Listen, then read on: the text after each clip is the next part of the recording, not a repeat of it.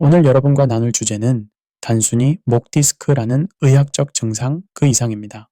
이것은 현대 문명이 우리 몸에 가하고 있는 구조적 폭력, 그리고 우리가 그 안에서 어떻게 무너지고 있는지, 또 어떻게 다시 회복할 수 있는지에 대한 이야기입니다. 안녕하세요. 삶을 위한 지혜의 한 페이지, 여러분과 함께 쓰는 지혜의 책, 여기는 Book of How to. 저는 진행자 제임스 킴입니다. 이 프로그램은 매일 반복되는 삶 속에서 어떻게 살아야 할까라는 질문에 작지만 분명한 해답을 찾아가는 시간입니다. 성공적인 관계를 만드는 법부터 마음을 다스리는 방법, 삶의 목적을 찾는 여정까지 어떻게, 즉 How to의 모든 것을 다룹니다. 지금 당신의 목은 안녕하신가요? 컴퓨터 앞에 구부정하게 앉은 자세, 스마트폰을 내려다보며 하루 수시간씩 보내는 습관, 그리고 이 모든 것에 무감각해진 우리. 목 디스크는 단순한 질환이 아닙니다. 그것은 현대인의 몸과 마음, 그리고 삶의 리듬이 얼마나 어긋나 있는지를 보여주는 상징적인 증상입니다. 오늘 이 시간 우리는 의학, 심리학, 사회학, 신경과학, 동양 전통, 의술까지 아우르며 몸을 회복하고 삶을 바로 세우는 길을 함께 찾아가려 합니다.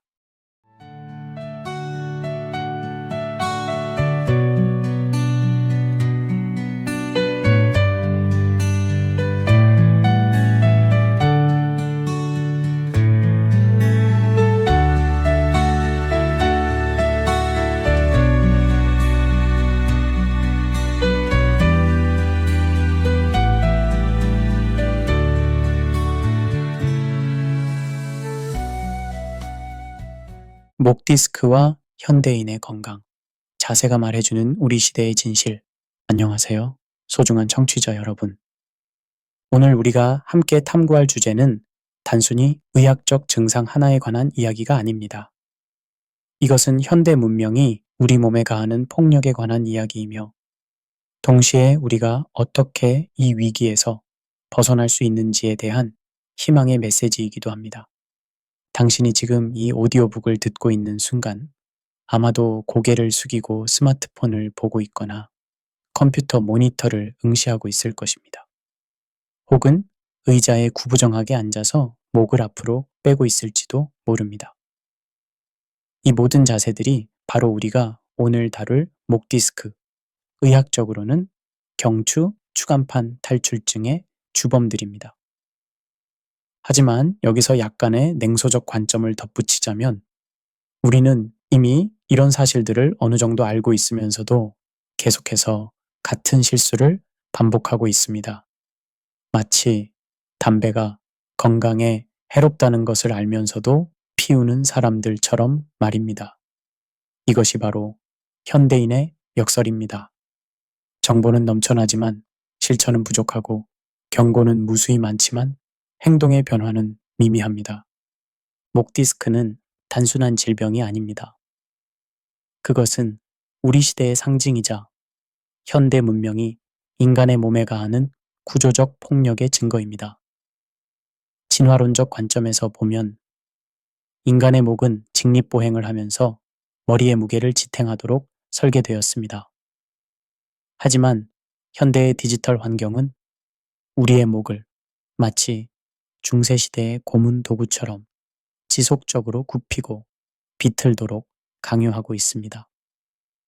오늘 우리는 이 복잡한 문제를 여러 각도에서 해부해 볼 것입니다. 의학적 관점에서, 사회학적 관점에서, 그리고 철학적 관점에서 말입니다. 더 나아가 우리는 서구 의학의 한계를 넘어서는 대안적 접근법, 특히 우리나라의 전통 무술치료 기법인 동방활법에 대해서도 깊이 있게 탐구할 것입니다.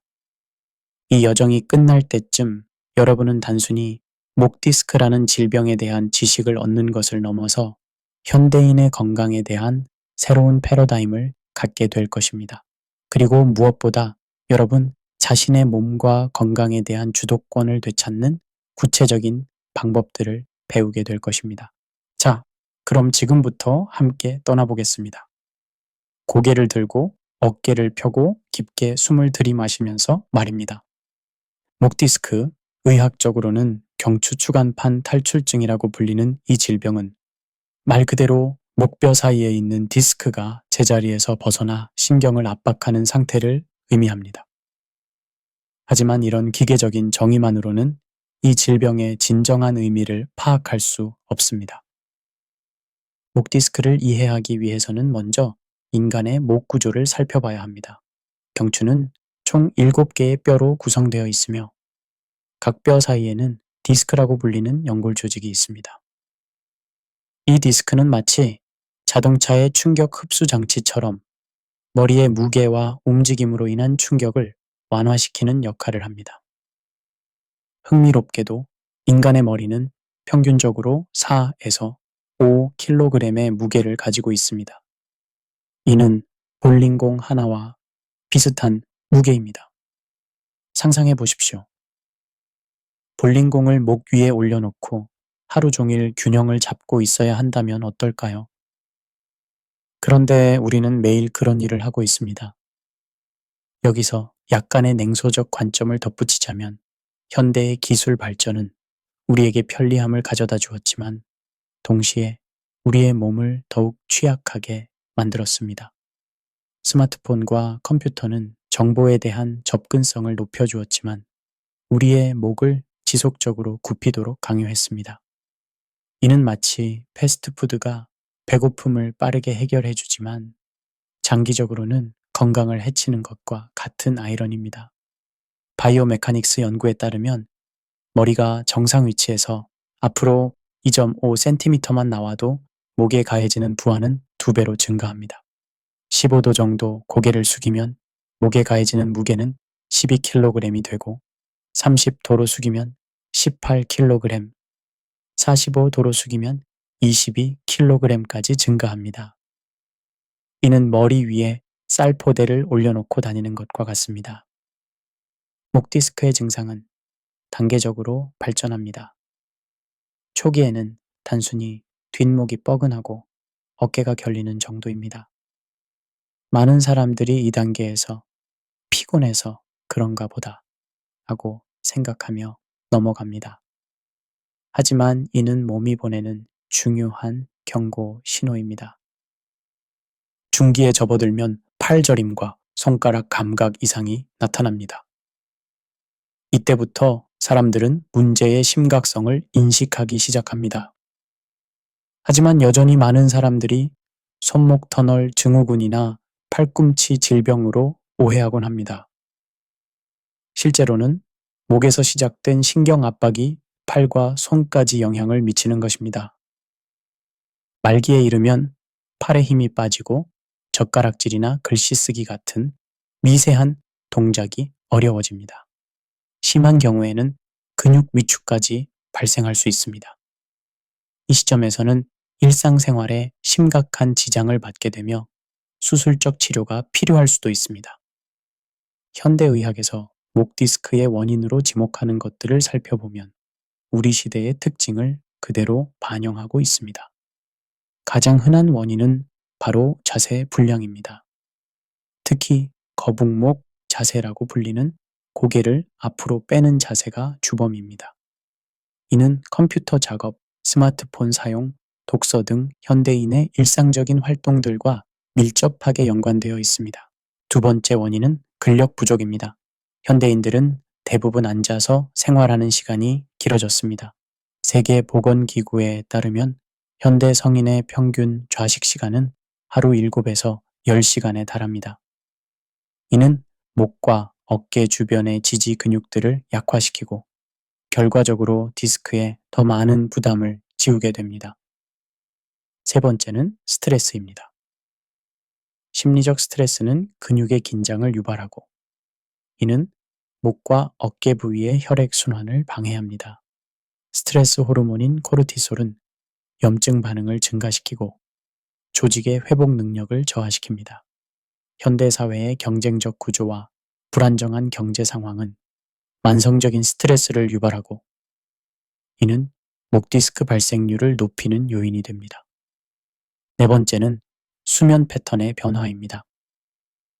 디지털 기기에서 나오는 블루라이트는 멜라토닌 분비를 억제하고 수면의 질을 저하시킵니다.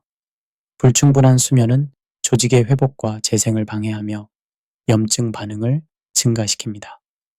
또한 잘못된 베개나 매트리스 사용은 수면 중에도 목에 부자연스러운 자세를 유지하게 만듭니다. 여기서 흥미로운 점은 목 디스크가 단순한 개인의 건강 문제가 아니라는 것입니다. 이는 사회의 구조적 문제이기도 합니다. 장시간 근무, 높은 업무 강도, 부족한 휴식 시간 등은 모두 목 디스크 발생과 연관되어 있습니다. 즉, 목 디스크는 현대 사회의 병리적 현상을 반영하는 지표라고 할 수 있습니다. 진단 과정을 살펴보면 현대 의학의 장점과 한계를 동시에 볼 수 있습니다. 엑스레이, MRI, CT 같은 영상 진단 기술은 디스크의 상태를 정확하게 보여줍니다.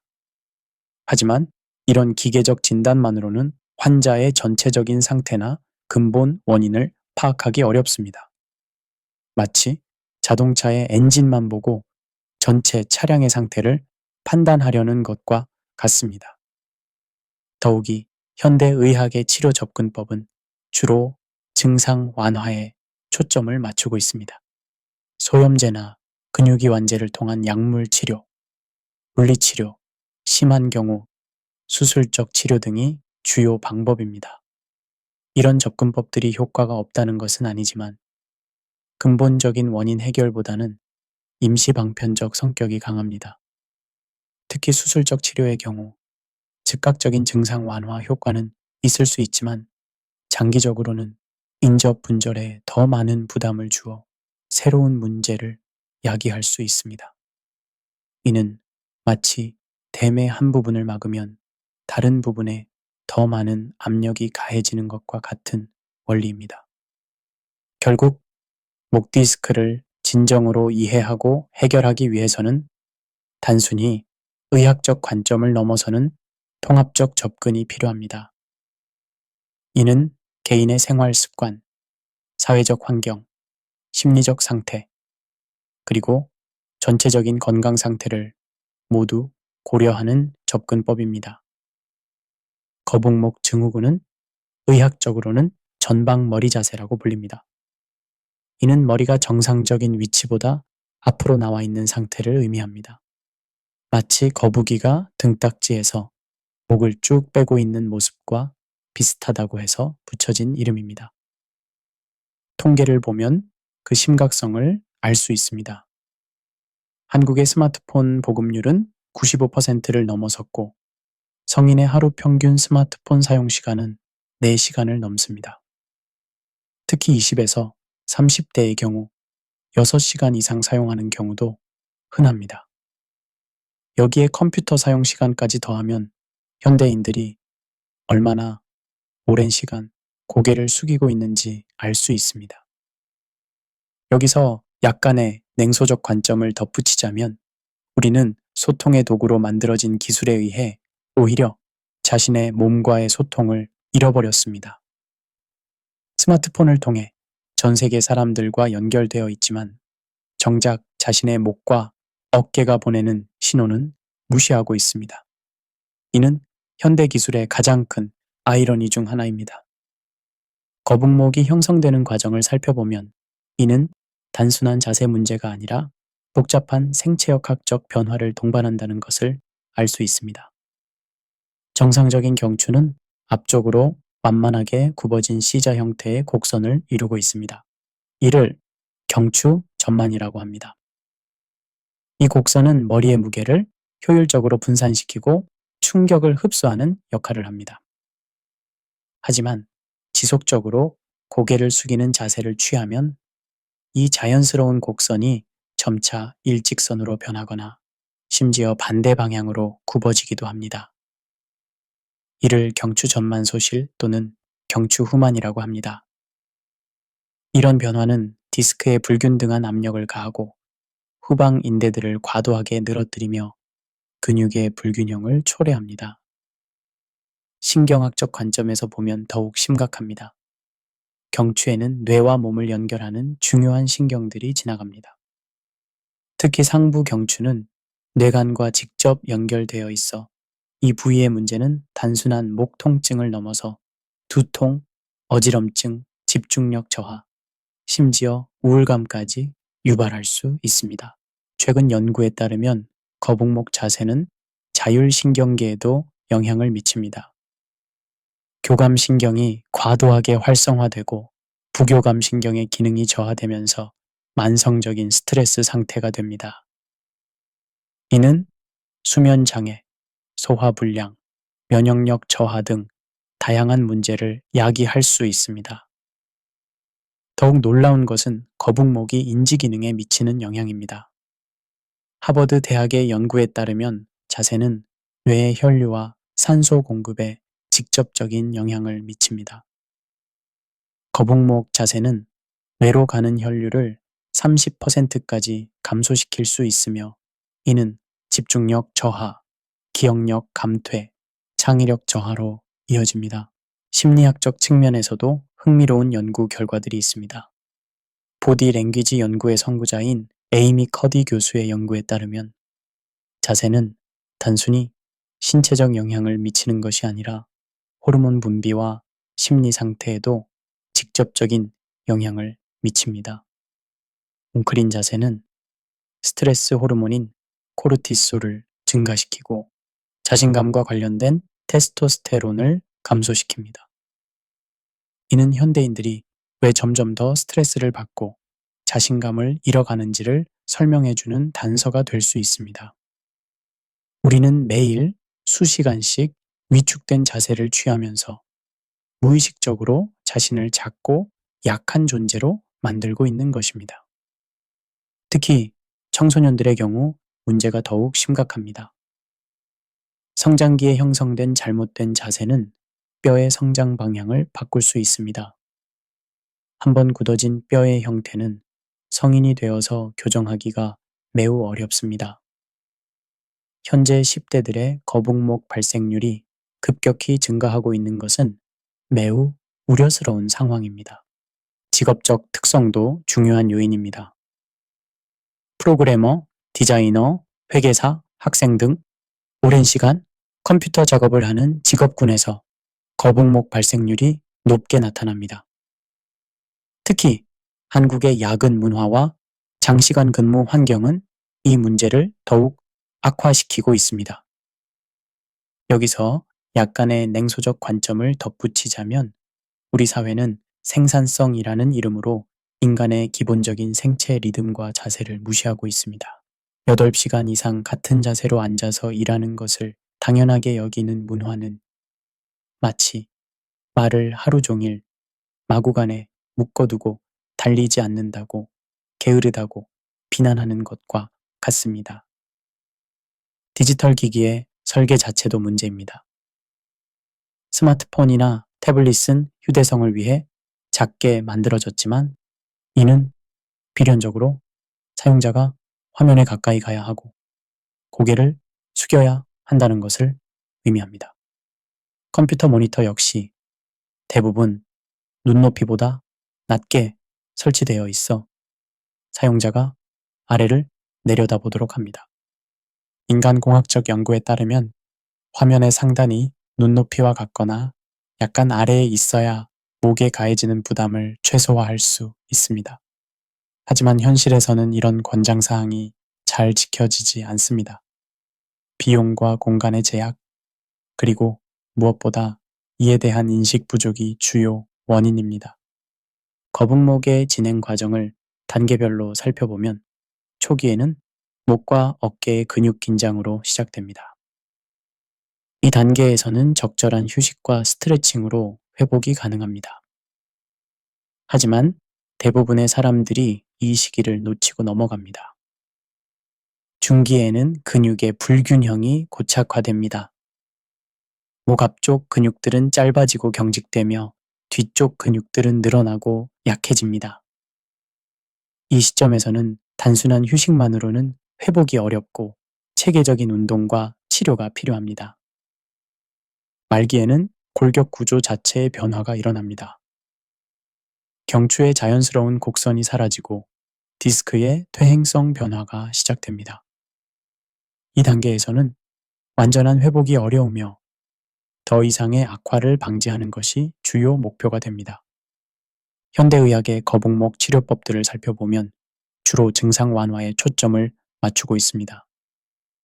물리치료, 도수치료, 운동치료 등이 주요 방법입니다.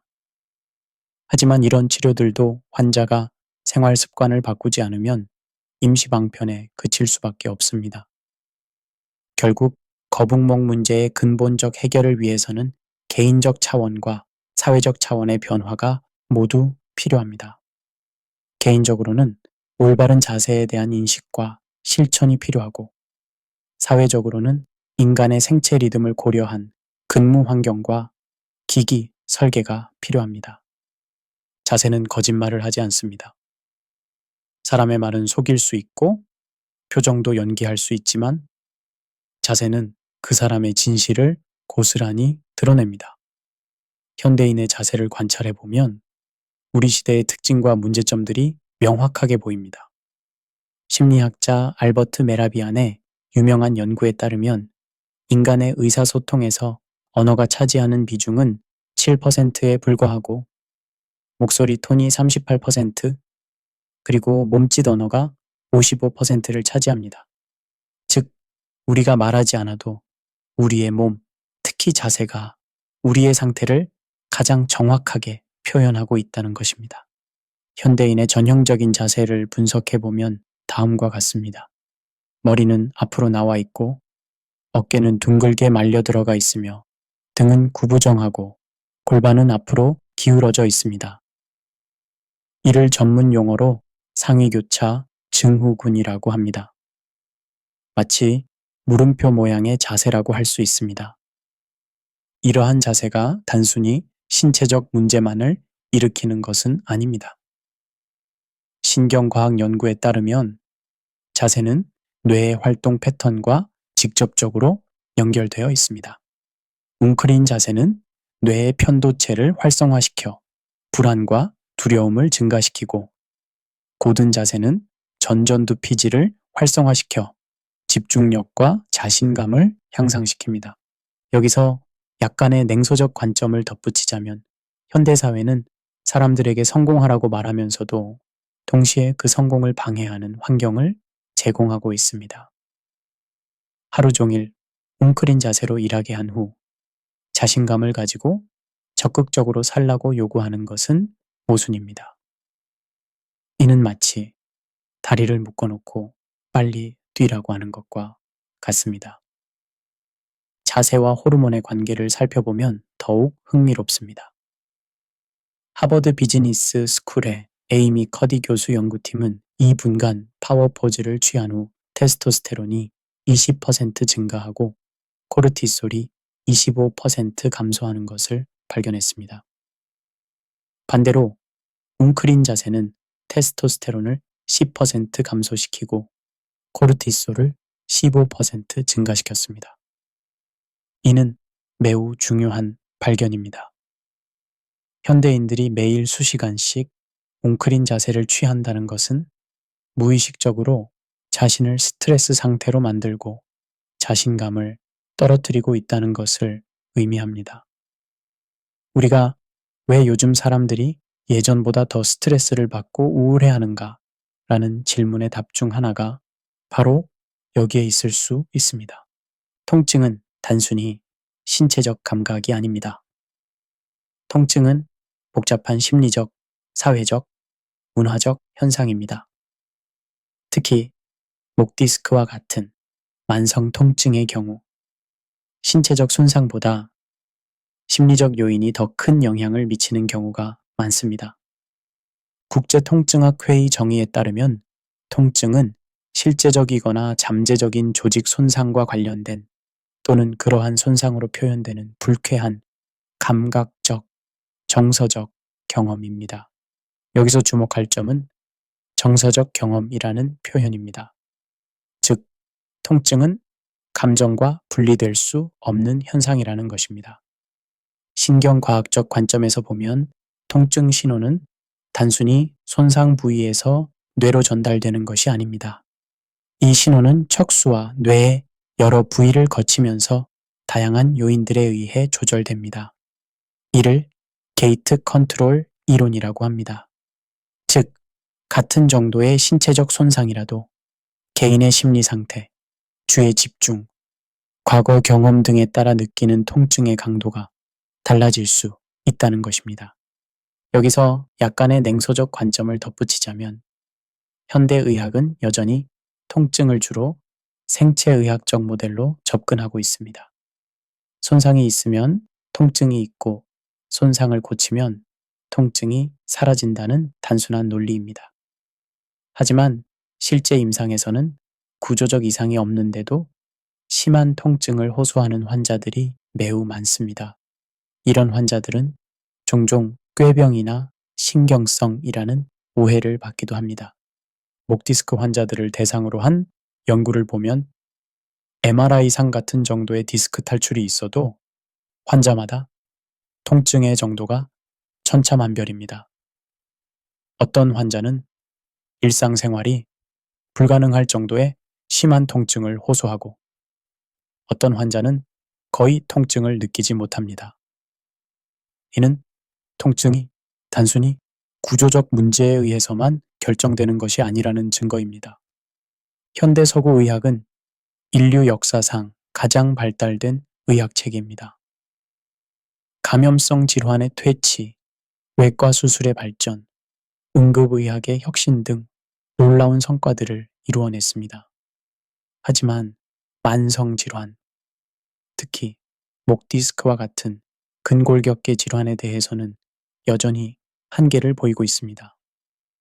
서구 의학의 기본 패러다임은 데카르트의 심신이원론에 바탕을 두고 있습니다. 몸을 하나의 기계로 보고 질병을 기계의 고장으로 이해하는 접근법입니다. 이러한 환원주의적 사고는 급성 질환이나 외상에는 매우 효과적이지만 복잡하고 다면적인 만성 질환에는 한계가 있습니다. 목 디스크 치료를 예로 들어보겠습니다. 현대의학의 접근법은 대체로 다음과 같습니다. 먼저 MRI나 CT를 통해 구조적 이상을 확인합니다. 그 다음 소염제나 근육이 완제를 처방하고 물리치료를 실시합니다. 증상이 심하면 신경 차단술이나 수술을 고려합니다. 이런 접근법이 효과가 없다는 것은 아닙니다. 실제로 많은 환자들이 이런 치료를 통해 증상의 완화를 경험합니다. 하지만 근본적인 문제는 해결되지 않는 경우가 많습니다. 치료를 중단하면 증상이 재발하고 시간이 지나면서 더 악화되는 경우도 흔합니다. 여기서 약간의 냉소적 관점을 덧붙이자면 현대의학은 증상관리 산업이 되어버린 측면이 있습니다. 질병을 완전히 치료하는 것보다는 증상을 조절하면서 지속적으로 관리하는 것이 더 수익성이 높기 때문입니다. 만성 질환자는 평생 고객이 되는 셈입니다. 서구 의학의 첫 번째 한계는 부분적 접근법입니다. 목 디스크가 있으면 목만 치료하고 허리 디스크가 있으면 허리만 치료합니다.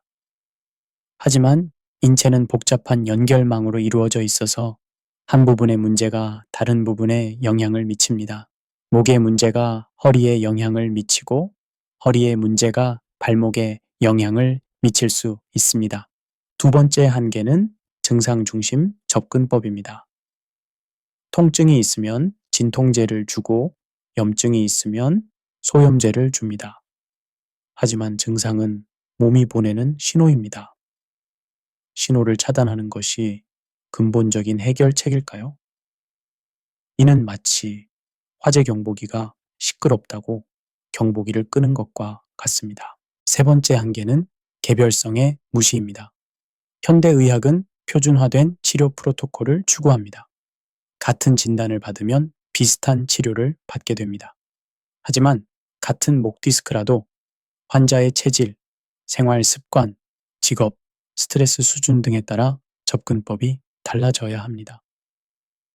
네 번째 한계는 예방보다는 치료에 치중하는 것입니다. 질병이 발생한 후에 치료하는 것보다 질병을 예방하는 것이 훨씬 효과적이고 경제적입니다. 하지만 현재의 의료 시스템은 치료에 대해서만 보상을 해주고 예방에 대해서는 충분한 인센티브를 제공하지 않습니다. 다섯 번째 한계는 환자의 주체성을 무시하는 것입니다. 환자는 치료를 받는 수동적 존재로 여겨집니다.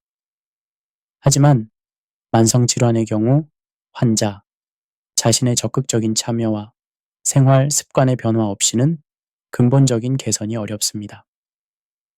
이런 한계들로 인해 대안적 접근법들에 대한 관심이 증가하고 있습니다. 통합의학, 기능의학, 정신신체의학 등이 그 예입니다. 통합의학은 서구의학과 전통의학을 결합하는 접근법입니다. 각 의학 체계의 장점을 취하고 단점을 보완하려는 시도입니다. 예를 들어 목 디스크 치료에서 서구의학의 정확한 진단과 전통의학의 전인적 치료를 결합할 수 있습니다. 기능의학은 질병의 근본 원인을 찾아 치료하는 접근법입니다. 증상에 대응하는 것이 아니라 왜 그 증상이 발생했는지를 추적합니다. 목 디스크의 경우 단순히 디스크 자체의 문제가 아니라 자세, 근력, 스트레스, 영양 상태 등 다양한 요인들을 종합적으로 평가합니다. 정신신체의학은 마음과 몸의 상호작용을 중시하는 접근법입니다. 스트레스, 감정, 신념 등이 신체 증상에 미치는 영향을 인정하고 이를 치료에 반영합니다.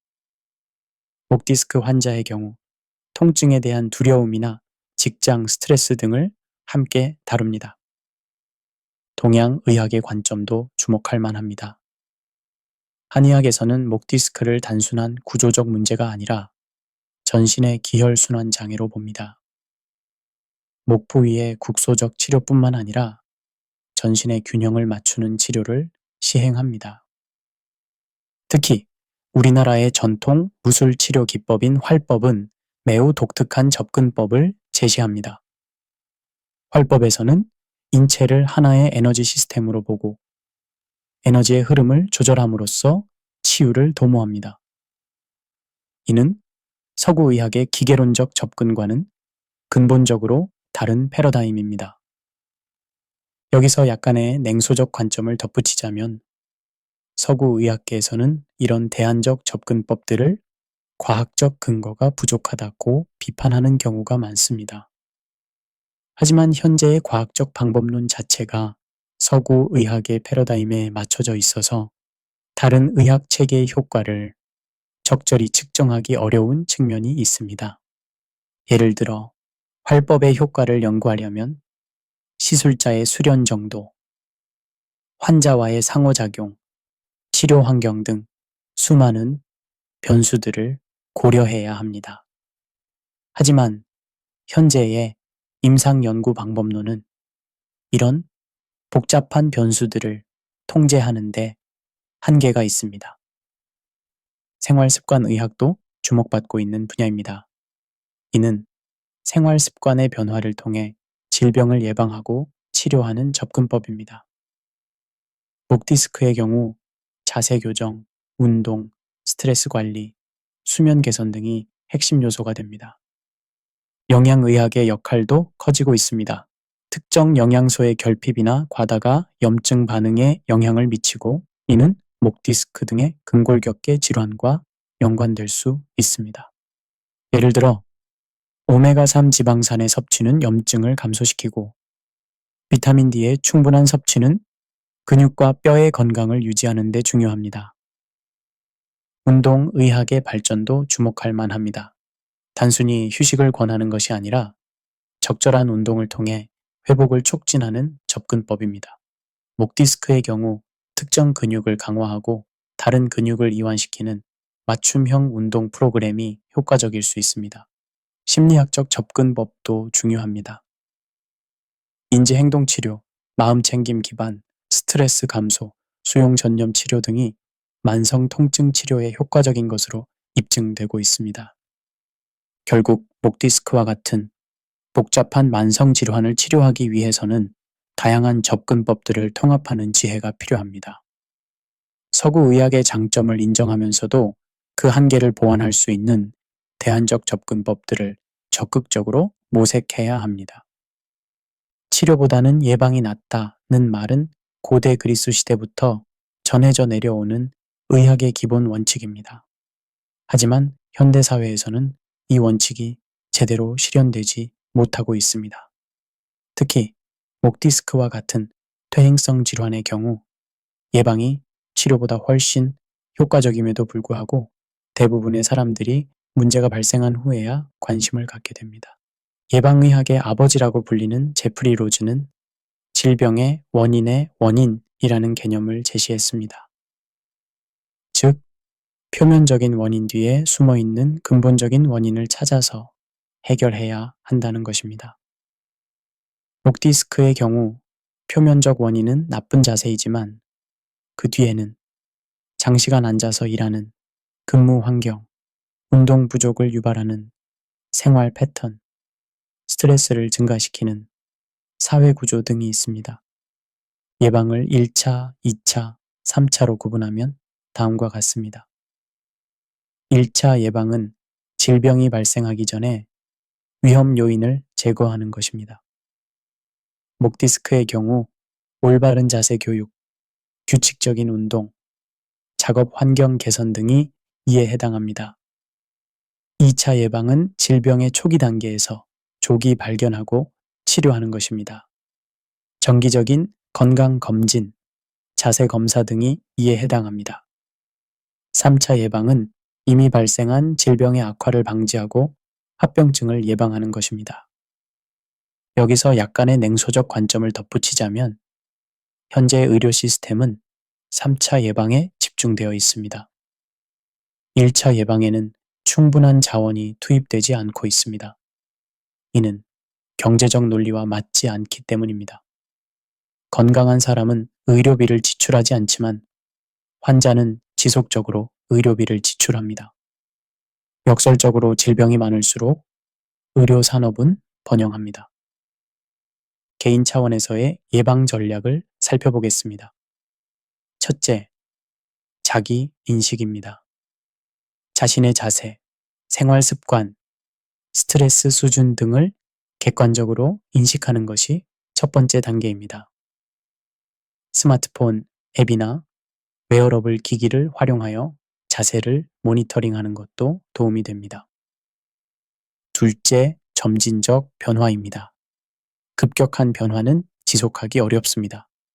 작은 변화부터 시작해서 점차 확대해 나가는 것이 효과적입니다. 예를 들어 처음에는 30분마다 1분씩 스트레칭을 하다가 점차 횟수나 시간을 늘려가는 것입니다. 셋째, 환경 조성입니다. 건강한 행동을 하기 쉬운 환경을 만드는 것입니다. 작업 공간을 인간공학적으로 설계하고 운동 도구를 눈에 잘 보이는 곳에 두며 건강한 음식을 가까이 두는 것 등입니다. 넷째, 사회적 지지입니다. 가족, 친구, 동료들의 지지와 격려는 건강한 생활 습관을 유지하는 데 중요한 요소입니다. 함께 운동하는 파트너를 만들거나 건강 관련 커뮤니티에 참여하는 것이 도움이 됩니다. 다섯째, 정기적인 점검입니다. 건강 상태와 생활 습관을 정기적으로 점검하고 필요시 조정하는 것이 중요합니다. 이를 위해 건강 일기를 쓰거나 정기적인 건강 검진을 받는 것이 좋습니다. 기술의 활용도 예방에 도움이 됩니다. 자세 교정 앱, 운동 안내 앱, 스트레스 관리 앱 등이 개발되고 있습니다. 가상현실, VR을 활용한 자세 교육 프로그램이나 인공지능을 활용한 개인 맞춤형 건강 관리 서비스도 등장하고 있습니다. 여기서 약간의 냉소적 관점을 덧붙이자면 기술이 만능 해결책은 아닙니다. 오히려 기술에 대한 과도한 의존이 새로운 문제를 만들어낼 수도 있습니다. 중요한 것은 기술을 도구로 활용하되 기본적인 원칙을 잊지 않는 것입니다. 결국 예방 중심 건강 관리는 개인의 노력만으로는 한계가 있습니다. 사회 전체가 건강을 우선시하는 문화를 만들어야 합니다. 정부의 정책, 기업의 제도, 교육 시스템의 변화, 그리고 개인의 인식 변화가 모두 필요합니다. 이론을 아는 것과 실천하는 것은 전혀 다른 문제입니다. 대부분의 사람들은 올바른 자세의 중요성을 알고 있고, 운동이 필요하다는 것도 알고 있습니다. 하지만 실제로 이를 지속적으로 실천하는 사람은 많지 않습니다. 마음이 아프면 몸도 아프다는 것은 단순한 격언이 아니라 과학적 사실입니다. 현대신경과학과 정신신체의학의 발전으로 우리는 마음과 몸이 어떻게 밀접하게 연결되어 있는지를 점점 더 정확하게 이해하게 되었습니다. 특히 목 디스크와 같은 근골격계 질환에서 심리적 요인의 역할은 우리가 생각하는 것보다 훨씬 큽니다. 만성 스트레스가 근골격계에 미치는 영향은 복합적입니다. 첫째, 근육 긴장입니다. 스트레스를 받으면 교감신경이 활성화되어 근육이 긴장합니다. 특히 목과 어깨 등 근육이 수축하여 혈액순환이 방해받습니다. 이런 상태가 지속되면 근육의 노폐물이 축적되고 염증이 발생합니다. 둘째, 염증 반응의 증가입니다. 만성 스트레스는 사이토카인이라는 염증 매개 물질의 분비를 증가시킵니다. 셋째, 통증 감수성의 증가입니다. 스트레스는 뇌의 통증 처리 과정을 변화시켜 같은 자극에도 더 심한 통증을 느끼게 만듭니다. 이는 하행성 통증 억제 체계의 기능 저하와 관련이 있습니다. 넷째, 수면의 질 저하입니다. 스트레스는 코르티솔 분비 리듬을 교란시켜 밤에도 각성 상태를 유지하게 만듭니다. 수면 중에는 성장 호르몬이 분비되어 조직의 회복과 재생이 일어나는데 수면의 질이 떨어지면 이런 회복 과정이 방해받습니다. 다섯째, 면역 기능의 저하입니다. 만성 스트레스는 면역계를 억제하여 감염에 대한 저항력을 떨어뜨리고 조직의 치유 과정을 지연시킵니다. 감정과 신체 증상의 연관성을 살펴보면 더욱 흥미롭습니다.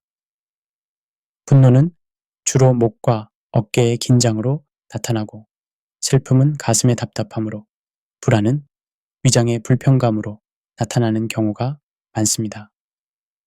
이는 우연의 일치가 아닙니다. 뇌의 변형계에서 처리되는 감정 정보가 자율신경계를 통해 특정 신체 부위에 영향을 미치기 때문입니다. 신경과학 연구에 따르면 감정을 처리하는 뇌 영역과 통증을 처리하는 뇌 영역이 상당 부분 겹칩니다. 전대상 피질, 도, 편도체 등이 대표적입니다. 이는 왜 감정적 고통이 신체적 통증으로 느껴지는지를 설명해 줍니다. 결국 목 디스크와 같은 현대인의 건강 문제를 해결하기 위해서는 신체적 접근과 함께 정신적, 감정적 접근이 통합되어야 합니다. 몸만 치료하고 마음은 무시하는 접근법으로는 근본적인 해결이 어렵습니다. 지금까지 우리는 목 디스크라는 현대인의 질병을 서구 의학의 관점에서 주로 살펴보았습니다. 이제는 완전히 다른 패러다임에서 이 문제를 바라보는 시각을 제시하고자 합니다. 바로 우리나라의 전통 무술치료 기법인 동방활법입니다. 이는 단순한 대한의학이 아니라 인간의 건강과 질병에 대한 근본적으로 다른 이해를 바탕으로 하는 독립적인 의학 체계입니다. 동방활법을 이해하기 위해서는 먼저 동양 철학의 기본 개념들을 알아야 합니다. 가장 핵심적인 개념은 기입니다. 기는 서구 과학의 에너지 개념과 유사하지만 더 포괄적입니다. 기는 물질과 정신을 관통하는 근본적인 존재이며 생명 현상의 기본 동력입니다.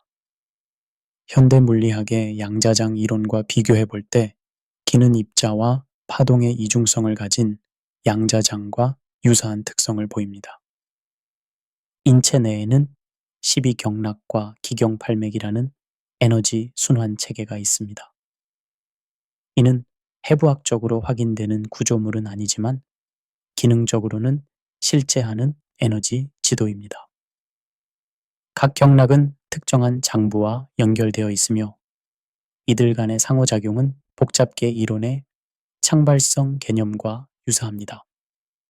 부분들의 단순한 합이 전체가 아니라 전체는 부분들 간의 상호작용을 통해 새로운 성질을 나타냅니다. 여기서 약간의 냉소적 관점을 덧붙이자면 서구 과학계에서는 경락의 존재를 부정하는 경우가 많습니다. 해부학적으로 확인되지 않는다는 이유에서입니다. 하지만 이는 마치 전파의 존재를 눈으로 볼 수 없다고 부정하는 것과 같습니다. 관찰 도구와 방법론의 한계를 존재의 부정으로 확대 해석하는 것은 비과학적입니다. 동방활법에서 질병은 기의 불균형으로 이해됩니다. 건강한 상태는 기가 원활하게 순환하는 상태이며 질병은 기의 정체, 역류, 소산, 허탈 등의 불균형 상태입니다. 목 디스크의 경우 단순히 디스크의 물리적 변형이 아니라 목 부위의 기혈 순환 장애로 이해됩니다. 활법에서는 인체의 병리 상태를 8개의 결로 분류합니다. 결은 기의 정체가 발생하는 특정 지점들로 이곳에서 에너지의 흐름이 막히거나 왜곡됩니다. 각 결의 형성 과정은 카오스 이론의 관점에서 이해할 수 있습니다. 작은 초기 조건의 차이가 시간이 지나면서 큰 변화를 만들어내듯이 미세한 기의 불균형이 점차 확대되어 명확한 병리적 패턴을 형성하게 됩니다. 목 디스크의 경우 주로 상부 결들과 관련이 있습니다. 특히 후두부와 목 뒤쪽, 어깨와 날개뼈 사이의 결들이 중요합니다. 이들 결은 서로 연결되어 있어서 하나의 결이 해소되면 다른 결들도 영향을 받습니다. 이는 연쇄 반응과 같은 양상을 보입니다. 활법의 진단법은 서구 의학과 완전히 다릅니다. 기계나 검사 수치에 의존하지 않고 시술자의 감각과 경험을 통해 환자의 에너지 상태를 직접 파악합니다. 이를 위해서는 오랜 무술 수련을 통해 개발된 고도의 감각 능력이 필요합니다. 활법의 치료 원리를 현대 과학의 관점에서 이해해 보겠습니다. 첫째, 근막 이론의 관점에서 보면 활법의 기경락은 근막 네트워크와 상당 부분 일치합니다. 근막은 몸 전체를 연결하는 연속적인 구조물로 기계적 장력의 전달과 세포 간 신호 전달에 중요한 역할을 합니다. 둘째, 신경학적 관점에서 보면 활법의 자극은 말초신경을 통해 척수와 뇌에 신호를 전달하여 통증 억제 체계를 활성화시킬 수 있습니다. 특히 게이트 컨트롤 터리에 따르면 촉각 자극은 통증 신호를 차단하는 효과가 있습니다. 셋째, 면역학적 관점에서 보면 적절한 물리적 자극은 국소 혈류를 증가시키고 염증 매개 물질을 제거하며 치유 과정을 촉진하는 성장인자들의 분비를 증가시킬 수 있습니다.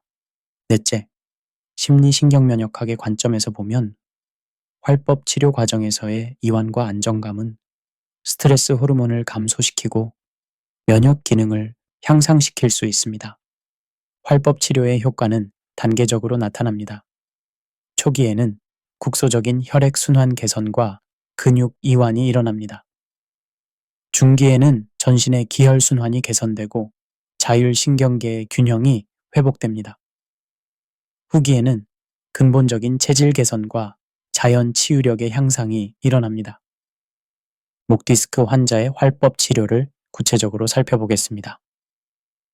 먼저 전신의 결을 진단하여 어느 부위에서 기의 정체가 일어나고 있는지 파악합니다. 목 디스크 환자의 경우 대부분 상부 흉추와 경추 부위에 결이 형성되어 있습니다. 치료는 원위부터 시작합니다. 즉, 증상이 나타나는 목 부위가 아니라 하부 요추나 골반 부위부터 치료를 시작합니다. 이는 강의 상류를 먼저 정화해야 하류가 맑아지는 것과 같은 원리입니다. 점차 상위 부위로 올라가면서 각 결을 순차적으로 해소합니다. 각 결마다 특별한 기법이 있으며 시술자는 정확한 방향과 강도로 압박하여 에너지 정체를 풀어줍니다. 이 과정에서 환자는 종종 깊은 이완 상태에 들어가며 때로는 감정적 해소 반응이 나타나기도 합니다. 마지막에는 전신의 에너지 균형을 맞춥니다. 과도하게 올라간 양기를 내리고 부족한 음기를 보충하여 전체적인 조화를 이룹니다. 이 과정에서 환자는 몸 전체가 가벼워지고 편안해지는 것을 느낄 수 있습니다. 활법 치료 후에는 일시적으로 증상이 악화될 수 있습니다. 이를 명현 반응이라고 하며 몸이 새로운 균형을 찾아가는 과정에서 나타나는 자연스러운 현상입니다. 대부분 며칠 내에 호전되며 이후 본격적인 개선이 시작됩니다. 활법의 장점은 부작용이 거의 없다는 것입니다. 화학 약물을 사용하지 않고 인체의 자연 치유력을 활성화시키는 방법이기 때문입니다. 또한 근본적인 체질 개선을 통해 재발을 방지할 수 있습니다. 하지만 활법에도 한계가 있습니다. 시술자의 수준에 따라 효과가 크게 달라지며 고급 기법을 구사할 수 있는 진정한 전문가를 찾기가 어렵습니다. 또한 급성 외상이나 구조적 손상이 심한 경우에는 서구 의학적 치료가 우선되어야 합니다. 결국 활법은 서구 의학을 대체하는 것이 아니라 보완하는 역할을 해야 합니다. 각각의 장점을 살려 환자에게 최적의 치료를 제공하는 것이 진정한 통합의학의 모습입니다. 현대사회의 구조적 모순을 다시 한번 정리해 보겠습니다. 우리는 진화적으로 움직이도록 설계된 몸을 가지고 있지만 하루 종일 앉아서 생활하도록 강요받고 있습니다. 사회적 동물로 진화했지만 점점 더 고립되어 살아가고 있습니다. 자연과 함께 살도록 만들어졌지만 콘크리트 정글에서 디지털 화면만 바라보며 살고 있습니다. 여기서 마지막 냉소적 관점을 덧붙이자면 이 모든 문제들의 해결책이 시장에서 상품으로 팔리고 있습니다. 건강 문제를 만든 것도 시장이고 그 해결책을 파는 것도 시장입니다. 병을 만들고 약을 파는 완벽한 비즈니스 모델입니다. 하지만 진정한 건강은 사고 파는 것이 아닙니다. 그것은 우리의 삶의 방식 자체를 바꾸는 것에서 시작됩니다. 하지만 절망할 필요는 없습니다. 우리에게는 선택권이 있습니다. 구조적 문제를 개인이 완전히 해결할 수는 없지만 자신의 영역에서 할 수 있는 일들이 분명히 있습니다. 첫째, 인식의 전환입니다. 건강을 질병의 부재가 아니라 전인적 웰빙으로 이해하는 것입니다. 단순히 아프지 않은 상태가 아니라 신체적, 정신적, 사회적으로 모두 만족스러운 상태를 추구하는 것입니다. 둘째, 예방 중심의 사고입니다. 문제가 발생한 후 치료하는 것보다 문제가 발생하지 않도록 예방하는 것이 훨씬 효과적입니다. 이는 개인 차원에서뿐만 아니라 사회 차원에서도 마찬가지입니다. 셋째, 통합적 접근입니다. 서구 의학과 전통 의학, 신체적 접근과 정신적 접근, 개인적 노력과 사회적 변화를 통합하는 지혜가 필요합니다. 어느 하나만으로는 복잡한 현대인의 건강 문제를 해결할 수 없습니다. 넷째, 주체성의 회복입니다. 자신의 건강에 대한 주도권을 되찾는 것입니다. 전문가의 도움을 받되 최종적인 선택과 책임은 자신이 지는 것입니다. 다섯째, 지속 가능한 실천입니다. 급격한 변화보다는 점진적이고 지속 가능한 변화를 추구하는 것입니다.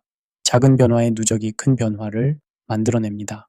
활법의 관점에서 보면 건강은 기의 조화로운 순환 상태입니다. 막힌 곳을 뚫어주고 부족한 곳을 채워주며 과한 곳을 덜어내어 전체적인 균형을 이루는 것입니다. 이는 개인의 몸뿐만 아니라 우리 사회 전체에도 적용되는 원리입니다. 목디스크라는 작은 문제에서 시작했지만 우리는 인간의 건강과 행복이라는 큰 주제까지 도달했습니다. 이 모든 것이 연결되어 있기 때문입니다. 개인의 건강이 사회의 건강과 연결되고 신체의 건강이 정신의 건강과 연결되며 현재의 선택이 미래의 결과와 연결됩니다. 우리 각자는 이 연결망 속에서 자신의 역할을 해야 합니다. 완벽할 필요는 없습니다. 다만 방향을 제대로 설정하고 꾸준히 걸어가면 됩니다. 한 걸음 한 걸음이 모여 큰 변화를 만들어낼 것입니다. 우리의 몸은 단순한 생물학적 기계가 아닙니다. 그것은 하나님께서 허락하신 소중한 선물이며 우리는 그것을 잘 돌볼 책임이 있습니다. 건강한 몸으로 이웃을 사랑하고 세상을 섬기는 것. 그것이 우리가 추구해야 할 진정한 건강의 목적입니다.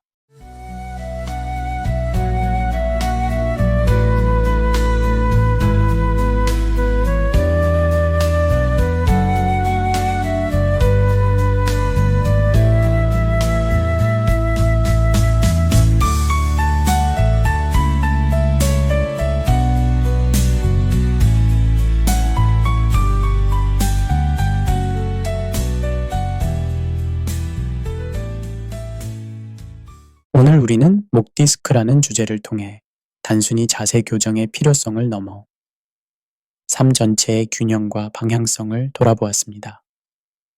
이 질환은 몸의 구조만의 문제가 아닙니다. 몸과 마음, 사회와 문화, 믿음과 철학이 연결된 전체성의 문제입니다.